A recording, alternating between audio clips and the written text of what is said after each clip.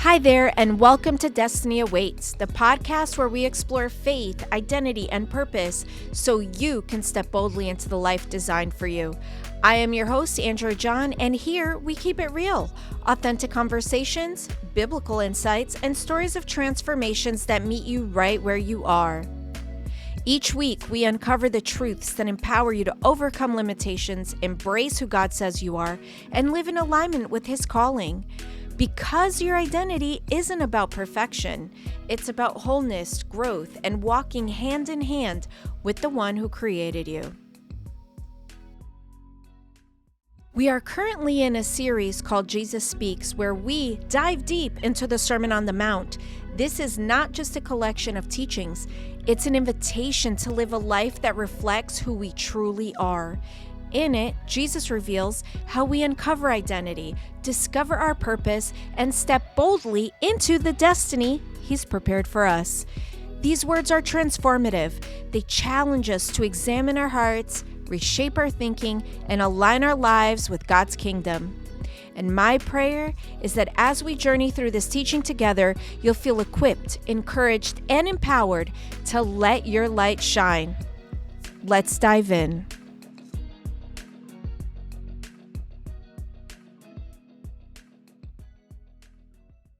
Hey there, and welcome to the Destiny Awaits podcast. I am your host, Andrea John, and I am with Michael. And we are here today continuing the Jesus Speaks series on the Sermon on the Mount. And it has been very convicting, but a lot of good lessons learned. That's right. So we are moving on. So we are looking at what Jesus meant by how He's fulfilling the law and what that means, because He will bring in and usher in a new covenant, and He's explaining God's heart to us through different stories and lessons. Last week we talked about murder and how you don't actually need to kill someone to kill someone. Yep. In a way, like another way to say it. This week we are going to talk about sex. Oh, okay. Yeah, so we're going to talk about lust and sex, adultery, divorce, all these hot topics. So get cozy because it's going to get a little uncomfortable around here. Let's take a sip of coffee. All right, hunker down. So why don't we start with you reading? So Okay. You're reading from the NET. Correct. So starting in 5, verse 37, let your word be yes, and your no, no. Wait a minute, that No. can't be right. 27. Yeah, we're in the wrong spot here. Okay, here we go. Sorry. 5:27. I was on 37. Apologies. You have heard that it was said, do not commit adultery. But I say to you that whoever looks at a woman to desire her has already committed adultery in his heart. If your right eye causes you to sin, tear it out and throw it away. It is better for you to lose one of your members than to have your whole body thrown into hell. If your right hand causes you to sin, cut it off and throw it away.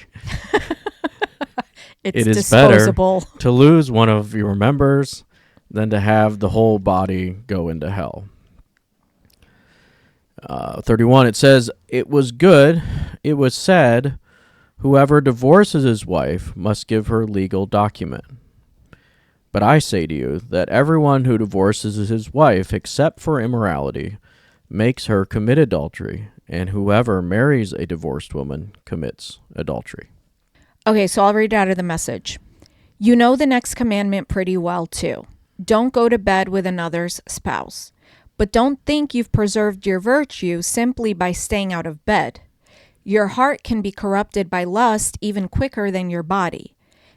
Those ogling looks you think nobody notices, they also corrupt. Let's not pretend this is easier than it really is. If you want to live a morally pure life, here's what you have to do. You have to blind your right eye the moment you catch it in a lustful leer.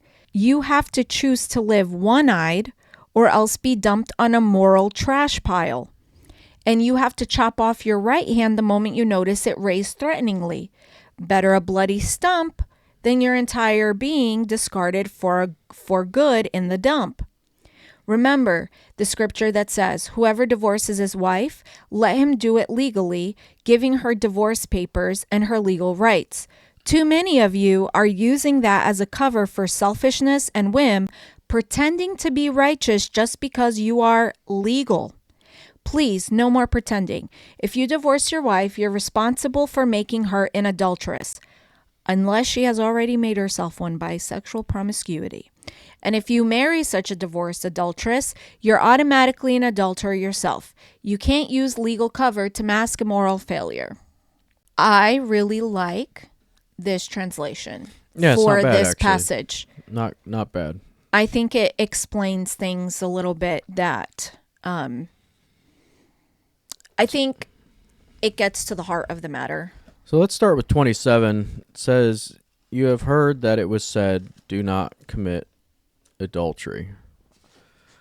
But I say to you that whoever looks at a woman to desire her has already committed adultery with her in his heart. So, first of all, you have to understand that in the Jewish world, and even to this day, I've talked to a lot of rabbinical Jews, and there may be some that say I'm wrong about this, but this is what they've told me, that when it comes to lusting after women, as long as they don't physically have sex with them, it is totally okay. Right. In their world.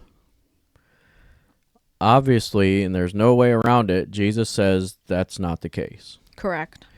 But just like the murder thing, what he's really saying here is if you never started lusting after the woman to begin with, you never would have ended up having sex with her.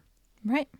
So this is again about the seed of desire. It's about adjusting your heart to not want to stop lusting after and seeing other women a certain way that ultimately leads to the point of sex.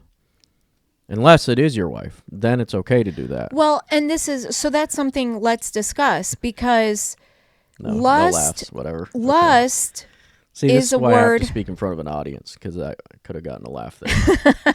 I'll laugh for you. Well, there you go. Now I made myself laugh. Okay. We have to look at the word lust and how Jesus is using it here. Because in today's culture, we use the word lust simply to define a love from a sexual standpoint. But what Jesus is saying here has nothing to do with love. Love is not in this equation at all. Lust, described here, is loveless. It is devaluing. Again, last week we talked about words and how they can devalue a human. And here it's the same thing. Jesus isn't saying if you just notice a woman, if you've noticed her, if she's just passed by. He's not saying you can't look at her. He's saying don't stare at her like you want to eat her up. Mm-hmm. Yeah. That's what Jesus is saying. Right. Don't devalue her as a human being.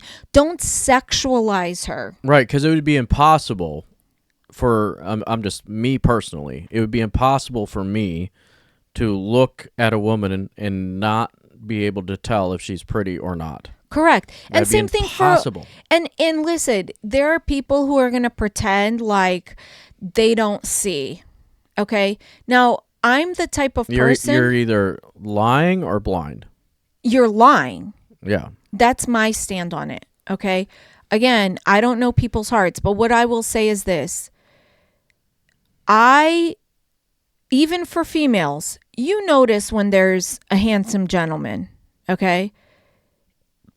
Pretty is pretty, okay? Beautiful is beautiful. There's no reason to deny it. What causes... To me, I'd be more worried if someone looks at a handsome guy and says, oh no, he's ugly. That tells me, you're up to something. Okay? Because... Yeah, you're not being truthful. You're not being truthful. And when you're not being truthful, it's... Okay, so we're going to get it. We saw the passage... So you said this has nothing to do with lust. What do you mean by that? This has nothing to do with love. With love. Tell me what you mean by that again. What I mean is, in today's context, people have different words for love, let's say. So there's agape love, there's eros love. Right. And eros love, they translate into lustful love, right? It's a sexual love. But here, Jesus isn't talking about love. He's talking about the opposite. You are devaluing a human being. Mm-hmm. You are ogling her. What did this translation say? It said, your heart can be, those ogling looks you think nobody notices, they also corrupt. When you look, like, men and women are different in this way. So you can totally correct me if I'm misspeaking. But, like, there's a difference between appreciating a pretty lady and looking at her and being like, I want to get some of that. Mm-hmm. And because that is where the adultery begins. You never just, listen, this whole thing of, I think that it just happened. No, it never just happens. No, I am sorry. I agree. And I think that women have a unique ability to appreciate a beautiful man or a beautiful woman without lusting at a much better level than men. Men blur that line all the time. Right. But a part of that is because of how they've been programmed to think. Correct. So if you're raised in like a very religious environment where you know, everyone, you know, wears turtlenecks and you know, everyone looks a certain way and you don't, you know, if you've been, depends on the environment you've been raised in. And that's going to affect how you interact and how you see women. Very true. And, you know, if you've been raised with the idea that sex is dirty and evil, then you will think about sex and women and nudity and all that kind of stuff very different, right? If you're taught that sex is sacred and something to be revered and only to be done in relationship, then you're going to have a much different view. Right. And even the way you view women, lust versus just recognizing someone's beautiful, it's going to be a big difference in your heart and in your mind and even in your spirit.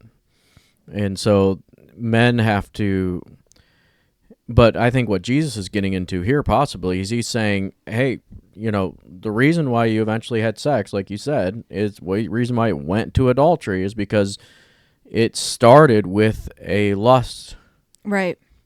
Coveting, wanting something that your neighbor had, right? Now, there are situations where someone, let's say this person just met them and they went and they did something. Maybe they got drunk or whatever the case is, right? Often, like, it was just a mistake. It was, you know, the reality is that the only reason you were in that situation is because before that, you had already imagined being in a position where you would have committed adultery. You would have had sex with another woman. Right. Whether it's in your mind, whether it's through pornography, whether it's through whatever. But if you never had entertained that in your mind, you would never be in the position to, it just happened. Right. It never just happened. No. You have thought about it. You have planned it. You have imagined it. And that's what I think Jesus is saying here. Jesus is talking about you're imagining it. You're taking the time to think on it. You're pondering and you're sexualizing this woman. And she's more than that. So it's not only about let's say you're married, and it's not only about you disrespecting your wife. You're also disrespecting the person that you're lusting after. Oh, yeah, because definitely. You're sexualizing her. Mm-hmm. She isn't, listen, this is something I'm so passionate about. Women are not just bodies to have sex with. Right. Women are not just pretty things to look at. Women are so much more. Women are also made in the image and likeness of God. So to defile her is defiling the temple of God. And I don't think that people see it that way, because intentionally or unintentionally, women are still very disrespected. And I will say more so in the church realm, because I work I work in corporate world, and I receive more disrespect as a woman. I experience more misogyny within the church than at my job. As a matter of fact, at work, I am highly respected and regarded. And in the church, sometimes I have to ask you to say things for me, because people will listen to you more than they'll listen to me. So I'll just say, hey, can you say it? Can you announce it? Can you tell people? That's just because they're afraid of me. But because you're a man, why are they not afraid of me? Because I'm scary. I'm like Michael Scott. I want people to fear how much they love me. Because I look angry half the time, even if I'm not. No, but that's not why. It's because, like, we've heard No, people, I agree. It is because you're a woman. It's because I'm a woman. Yeah. And we've had people, I love to teach the Bible. I teach the Bible. I'm a specific type of teacher, and you teach the Bible a different way, and you have your specialty and I have mine. But there are people who have said, like, when you teach, it's like, wow, and all this stuff, right? And I'm kind of disregarded, and it's even by women, and it's because I'm a woman. Yeah. And what God is saying here is, like, don't disrespect a female. Don't disrespect a woman by ogling her, by lusting after her. Stop it. You can appreciate her, but she's more than someone for you to have sex with. Yeah. There's more to her. I have to say that until I met you, you were the first person, and I was just telling someone this weekend, because she was telling me how much of a nice guy you are and stuff. And I was like, well, to be honest, if it wasn't for Mike, I probably wouldn't be married today. I don't think I would have gotten married. And I said, because... Again. Huh? I wouldn't have gotten married again, yeah. Because my first experience was so bad. But also I had a lot of male friends. And right. I clearly had very... I guess I didn't have the best of male friends, because one of the things that attracted me the most to you, and I think why I felt so comfortable with you even when we were just friends, was I never felt like an object to you. Yeah. I don't know. You may have thought of me that way. I don't know. But you didn't make me feel that way. Like, I actually felt like a real person around you. And you always made me feel more than that. And I had never experienced that my entire life. I can say now, looking back and even speaking with people who were part of the church culture I was part of, including recently, I can say now without a doubt that I was sexualized by males and females my entire life, and I was judged for it. Yeah. Girls hated me and boys sexualized me because of the way I looked. It's very dehumanizing, and it really is a blow to, like, some people think you should be flattered by that. It doesn't flatter me at all in the slightest. Yeah. That makes sense. I think that when it came to our relationship, I think part of the reason why you probably felt that is because my goal wasn't to have sex with you. I hate to say it like that, but it really wasn't. Why do you hate to say it like that? That's a good thing. Yeah, it's kind of insulting, but it's not actually. I personally don't. Like, I don't know. Some girls may want to hear that. I just don't. I mean, my goal was to have a relationship with you, but you're the one who threw yourself at me. So why are you laughing like that? Because you're the one who kissed me first. You put your arm around me. You sat next to me first. I sat next to you when? On the couch, I remember. You were. Where was I supposed to sit? Where was my hand supposed to go? You sat right next to me. Tanya, clarify this, please. She wasn't there. Yes, she was. We were at her house. Okay. Oh, that's true. I was actually referring to a time before that. Um, but yeah, so I think you were feeling that intentionality. I have a lot more to say about that, but I won't. Well, I'll keep I it had between me and you. I had a long-term plan, and I didn't care how long it took. I knew you were the type of person I wanted to be with, and the person I wanted to be with. I said it the first moment I met you. I told someone that, and I was like, "This is who I want to be with." And yeah, I got off track and You got way off track. ended up in different relationships and stuff like that. Way off track. But in the back of my mind, I knew this was the direction I wanted to go. But I didn't think you would ever do it. Well, and I So- think we were friends. You knew what I had gone through, and I think you knew that I was not in a place for that at all. No. And I think that's probably something I was feeling from you too, like the level of respect where you were like, I understand, you weren't pushy, you just were there. You were just there, and I kept trying to friend zone you as much as possible. Yeah. So, and we'll just leave that at that. But 'cause there's a lot more. but that's another good example. If I see a lot of single men today, they're out there chasing women, going about it the wrong way. Right.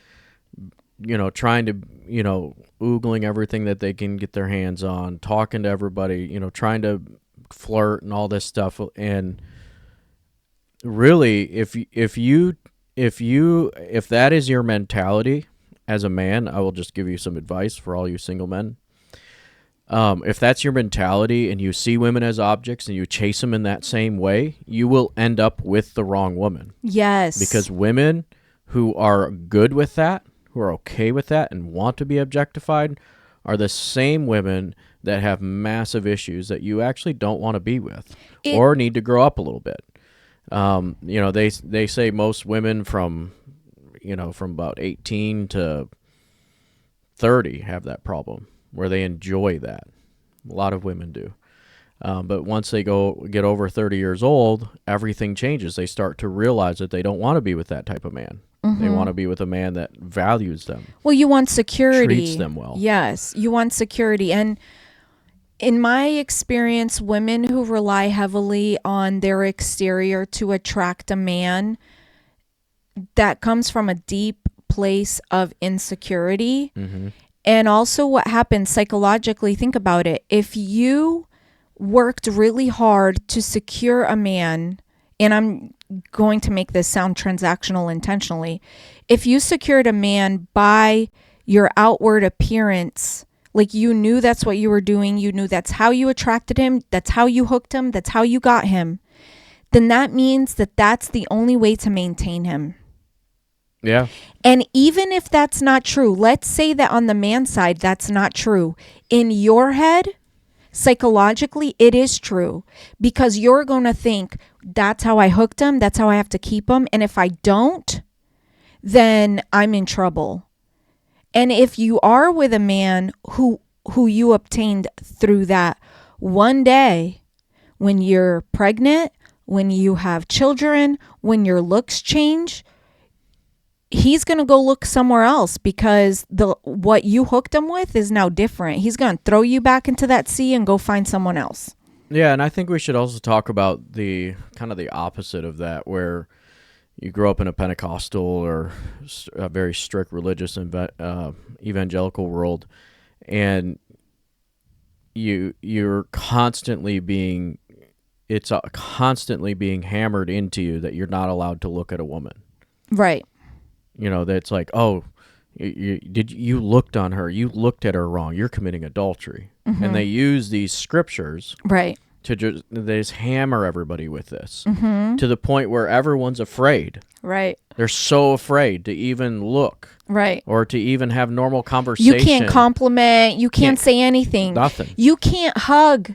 There's rules to hugging. There's rules to touching. There should be. And then there's the reverse where it's, well, girls, you you need to be careful with what you wear. Yeah, because you're making all these men stumble. And think about how disrespectful, how dishonoring it is to a female to tell her, well, be careful with what you wear because it's your fault that he has an issue. Yeah. It's your fault that he's lustful. It's all your fault, you nasty, nasty woman. You know, when I was younger, and going to the church that I went to, there was a day I had something on. We weren't allowed to wear pants. And I had some sort of outfit. I don't remember what it was. And the pastor's wife came to me and she said, you need to make sure you don't wear that again and all this stuff. And I said, well, so-and-so wore the same exact outfit pretty much. And she said, well, she's heavier set. Nobody wants to look at that. Wow. And I thought, I don't know. So there was no chubby chasers in your church? No, I was just thinking like. You're going to have to edit that out. I'm not going to edit it out. It's just like. How does she know what people are attracted to? Well, it just was like, I don't know if you think that's flattering. But it's like, what's wrong with you? Like, you're literally, like, if you're going to have a... Well, from what I remember, what you had told me about this wasn't something revealing. It was just pants and a shirt. Like, this was not... I think it was a skirt or something. It showed no skin. But, like, I naturally have curves. Right. So, like... I know. Someone else can wear an outfit and I wear the same outfit. It's going to look very different. But I'm like, just because she's heavier set, then... So, I can't wear it because I think it looks nice. She can think it looks nice, but it's okay for her because nobody's gonna like how sexualizing that was them sexualizing. And that's what I'm saying. They were sexualizing. I am so convinced that my entire life I was sexualized by everybody, obviously except my family, by everybody. And when I look at all the insecurities I had when I was a teenager, all the thoughts I had about sex, the way I was treated by my female friends and everything, it's just like, of course I had all this insecurity. Of course I felt left out. Of course I felt alone because I was being judged because of the way I look. And while everyone thinks like it was a good thing, it was a horrible thing for me. Just recently, I had someone she wasn't part of the same church, but she was in the culture. She went to another church. Yeah. And she told me, well, we were talking about it. And she said, well, I'll tell you that I was the one who looked different in church. Okay, I visually looked different. I was the blonde, light-haired girl. Everyone else looked different for me because of our culture. I don't know. My dad just looks that way.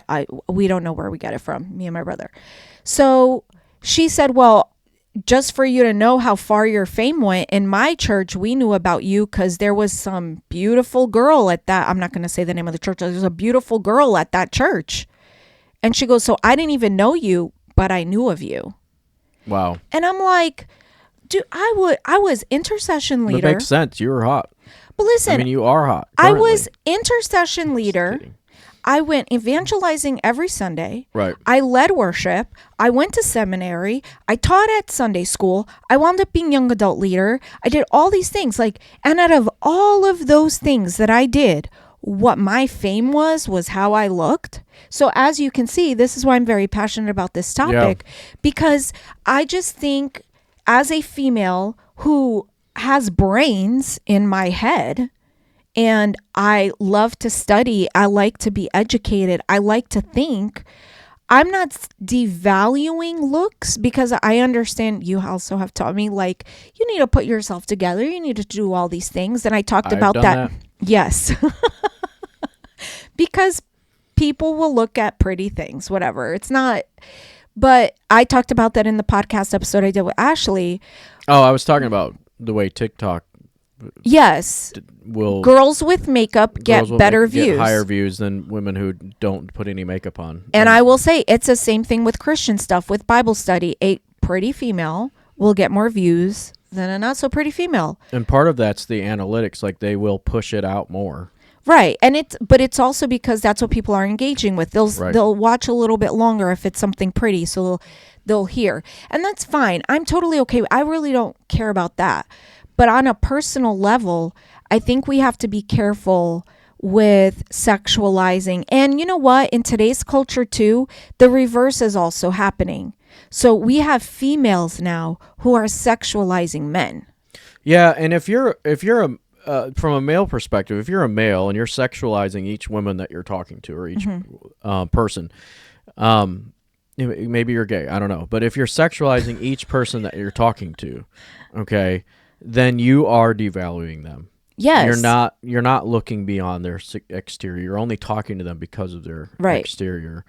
And that's valuing that person, and we need to learn how to walk in relationship with one another and have value for one another. Right. And to love one another in the right way. Right. And we can't only, if we're a man, we can't only love a woman because she's pretty. Right. That's not enough. Jesus didn't say that anywhere. Right. And even in the Proverbs. If you look at the leaders of the church, if you look at the evangelical world, even if you look at who gets put up on worship for worship, if you look at who gets promoted in both the corporate world and church world, if you ain't pretty, you ain't getting it. Right. And that's an issue. Like, we should value substance. Right. You know, unlike you, I have no understanding of what you're talking about. Nobody ever said that really good looking guy. You know what I mean? Didn't hear that anywhere. Okay, about myself. So I have no recollection. I have no whatever. I have no way of understanding what you're talking about there. But I do know that you need to learn how to value people for who they are. Yes. Okay? Martin Luther King said the content of their character. Mm-hmm. I think that's very biblical in a way. Like, because Jesus says that. Mm-hmm. Like, their character matters. Right. And so I think that's important to understand.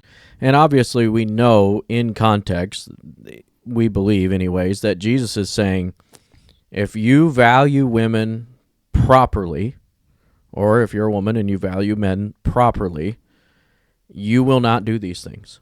Right. You won't get caught up in adultery. So then here, let's just address this where it says, so if your eye, even your good, this is the way NLT says it. So if your eye, even your good eye, causes you to lust, gouge it out and throw it away. Like, do we really think Jesus wants us to gouge our eyes out? And this is why there's people who, we'll call them the literalists. They take the Bible literally. Mm-hmm. You cannot take the Bible literally. Hebraic thought and teaching is filled with pictures and stories. Jesus is clearly making a statement here. He's being dramatic. Yeah, and he's saying, cut it out. If this was to be taken literally, there wouldn't be a single man on earth with two eyes. Some would have no eyes. Most, all of them would have no eyes. They'd have no eyes. Because every man is guilty of this at some point in their life. Right. So there's no way they'd... And some females too nowadays with this thing. And it goes for anything. Like, so, obviously this particular passage talks about lust and sex and all that. But there's so many other things that we do or think about. If you were to just throw, are you going to cut your arm off? No. But here is this whole... Again, bringing it back to the Gehenna, right? Mm-hmm. It's talking about how just cut it off and throw it into Gehenna, because why? Gehenna, as we talked about last week, is a dumping ground for bodies and trash. And it's death. Where people burn after death, right? Yeah. Like literally. And it's also the place of the death. So there's also, I see a sin and death thing going on here. Okay. Because under the law, when you don't obey the rules, mm-hmm. we know that the consequence for that is death. Okay. Okay. And today, even under the new covenant, sinning, when you sin brings death. Right. Okay, it's the law of sin and death. And I see this here under the law. Jesus is pointing out that if you continue to walk away from or against what God wants for you and the purpose of your life, you are bringing death upon yourself. So Right, I was going to ask you, who brings the death? Does God bring the death? no, it is under the law. That's the way it is. It is the sin that brings the death. Yes. It is the consequence of sin. Yeah. So it's a byproduct. I just want to point that out because a lot of people believe that God punishes for our sins. God has no need to punish for sin. Sin does all the punishment. Right, and sin and death are synonymous oftentimes under the law. So you because it produces death. It produces death. The wages of sin is death. Right. We have it's not that verse God punishing you for the sin. It is sin's consequence. Consequence. Yeah. And he's warning you that that's where you'll end up. And it'd be better if you cut off one of your members than to have your whole body end up in death, basically, or in Gehenna. So it's kind of like, if you look at both these examples, it's almost like it's better for you to lose a part of yourself than lose your whole self. Yes. So. And this is Gehenna again. By the way. So what do you think the takeaway is for that? Like, it's better for you to lose a part of yourself than your whole self. Like, what does that look like practically today, do you think? Like, does that look like giving up something? Yeah, I mean, you can't just be a product of your lust. You can't just allow your lust to guide your life. And you must be willing to lay that part down. And you have to be willing to take action to do so. It's not something that's easy. I think that's why he puts that strength or that idiom there with the right eye causes you to sin, tear it out. He's like, this is a big deal. Like, you need to make the sacrifices necessary to change. Like, this is important.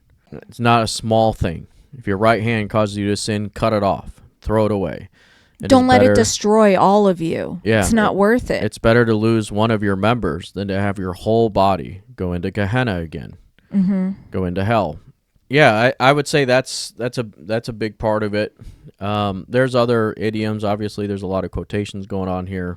It got me to think about, you know how Paul said we need to die to ourselves daily, and then there's the talk about how we need to die to our flesh. And it kind of makes me think about this is what that means. Like, if you are ogling a woman, desiring her, thinking about her, sexualizing her, you need to cut that out. That is flesh. That is flesh, not your physical body. Flesh is that sinful thing. Cut that off. Cut it off. Because it's better for you to cut that off, even if it wasn't intended for you to be cut off, but just cut it off because it's going to lead you to nowhere good. It's going to wind up destroying your whole body. Yeah. So, just trying to think about practically what that means. I think focusing on the sexual part, if you have an issue with pornography, you need to cut it out. Right. Cut that out. Right. Because what's the point of leaving it in, thinking it's not so bad, it's okay, it's not doing anything wrong, but you kind of know that it is. Why keep that? Cut it out, or else it's going to destroy all of you. You need to be willing to let those things go to prevent your entire being from being compromised.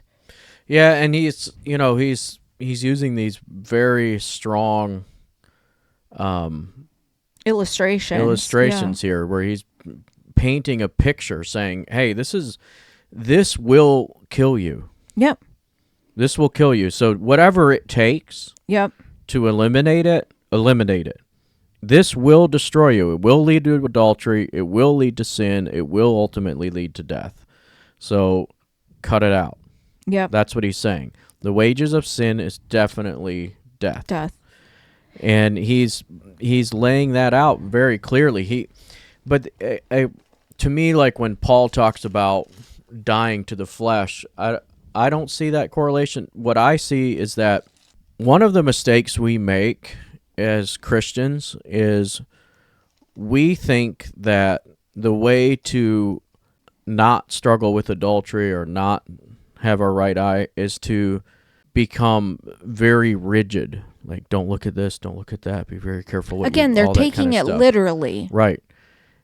When really what you need to do is look back at the beginning of Matthew. Look, what does it say? Blessed are the pure in heart. Mm-hmm. Blessed are those that seek righteousness. Righteousness. Blessed are those that are meek. And when you begin to become a follower of Jesus, and blessed are those who are pure in heart. Yeah, you start to love one another. Mm-hmm. And it says, you will be known, you are my disciples. In another part in John, it says, you will be known, you're my disciples by your love one for another. When you begin to bring in all of that into your life, these other things that so easily beset you, they begin to fade away anyways. Yes, because absolutely. Because it's nearly impossible to truly value women in the right way and end up having sex with them and cheat on your wife. Right.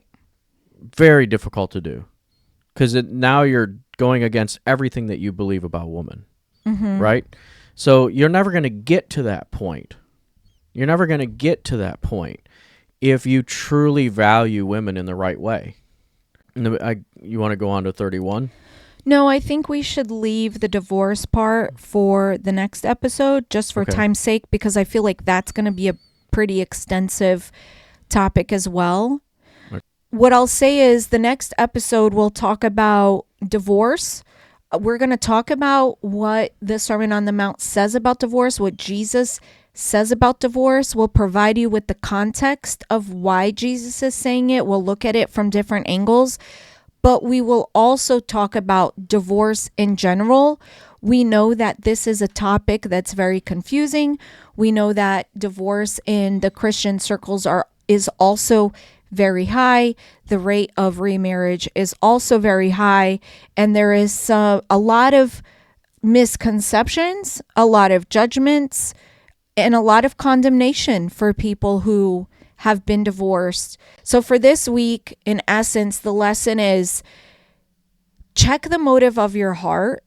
Don't sexualize the opposite sex, or, just don't sexualize people in general. Yeah. Or the same sex. Yeah. Don't devalue a human by limiting them to their appearance, to what they look like. Everything we do, we must honor one another. Okay, that was a lesson Jesus taught us over and over again. Paul mentions that all the time too. We need to walk in love. We need to honor one another. And in honoring one another, we do not look at another and imagine the things we would do to them. Like, that's just not, if you're not in a relationship, like I will say, like, outside of my relationship, it would be wrong for me to desire or to think or to imagine doing anything. Because if I do, that could potentially lead to adultery.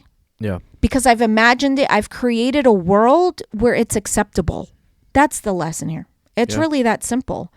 I don't think it's anything new and revolutionary. Yeah, the Jewish people said during that time, if you didn't actually commit adultery, everything else was pretty much allowed. But Jesus is saying, no, we need to get to the point where we don't even desire it. Then adultery will never happen. Yeah. Just like murder. If we're not angry and wanting to kill someone, then we'll never actually get to the point where we kill someone. It's a precursor, right? Like, the only reason you do commit adultery is because you've imagined it, you've lingered on it, you've thought about it, you've made plans for it, you've thought, how am I going to hide it? Yep.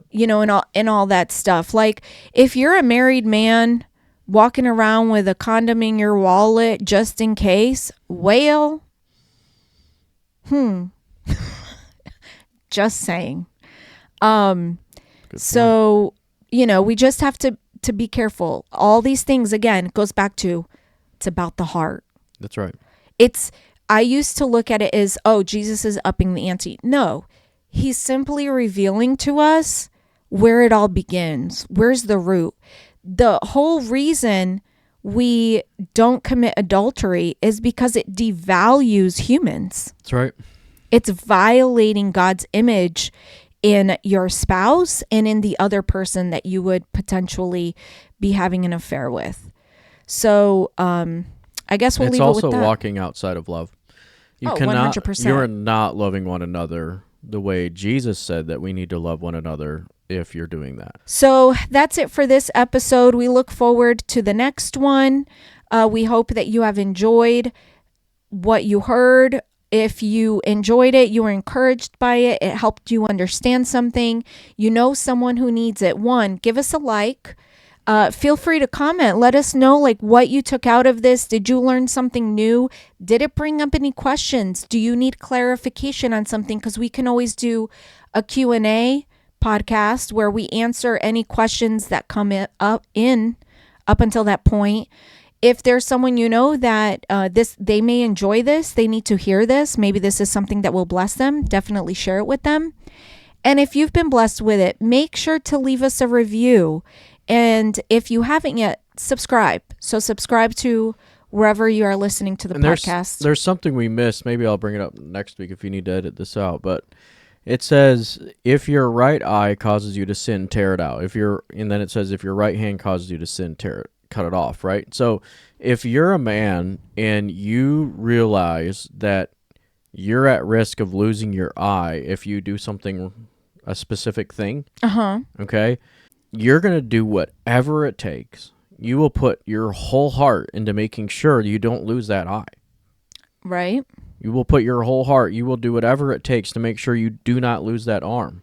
And you'll put a massive amount of effort into making sure that doesn't happen. Right.